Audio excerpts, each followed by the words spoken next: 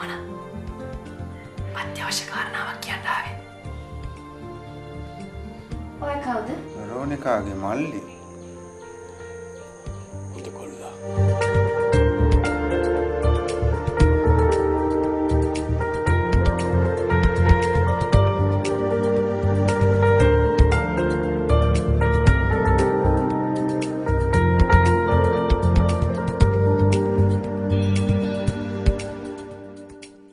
බඩගින්නේ මැරුණා මම අක්කා කරපු දේවල් කරන්න.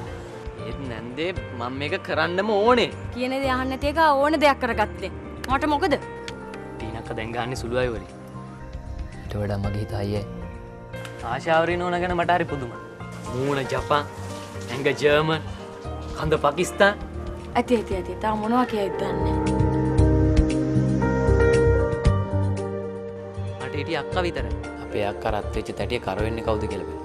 ඉස්සෙල්ලාම මම අපේ අක්කව නැති කරපෙවුන් නැති කර. අපේ අක්කා නැති වෙච්ච දවසේ ඉඳලා මට එක රැයක් වන් නින්ද කියන්නේ.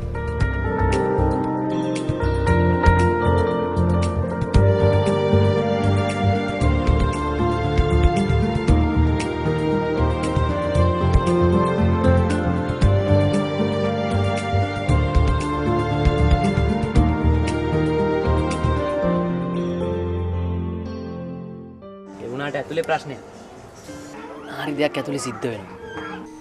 චතුර මහත්තයා මං සේරම දන්නවා. සිරිමාව දැන් මෙතන යන්න. දැන් මෙතනට පොලිසියෙන් එනවා. පොලිසිය හොඳයි. මිනි මරවන තම්සලට වඩා.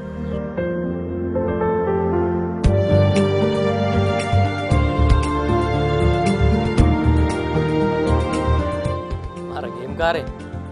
ඇත්ත කියන්නේ ආශාවරි නෝනා. නෝනා දන්නවා. නෝනා හිතන්නේ මේ ගෙදර මිනිස්සු වගේ හැම එකක්ම සල්ලි වලට ගන්න පුළුවන් කියලා.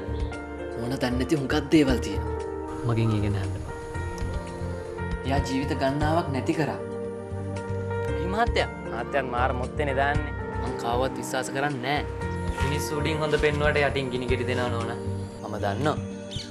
තම්සලගේ වැඩේ කරගන්න මැරිච්ච මිනිස්සු ජීවත් කරනවා. කියන්නේ මම මරනවා.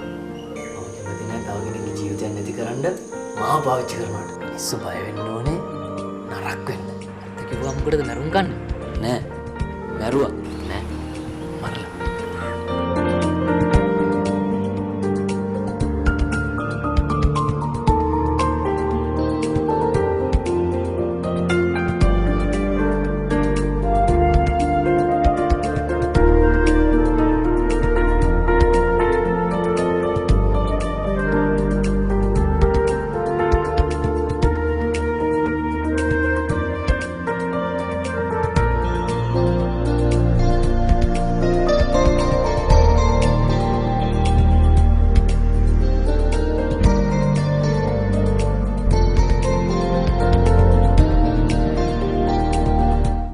බයින්නේ නෑ වයි. මට දැන් මොනා වුණත් එකයි.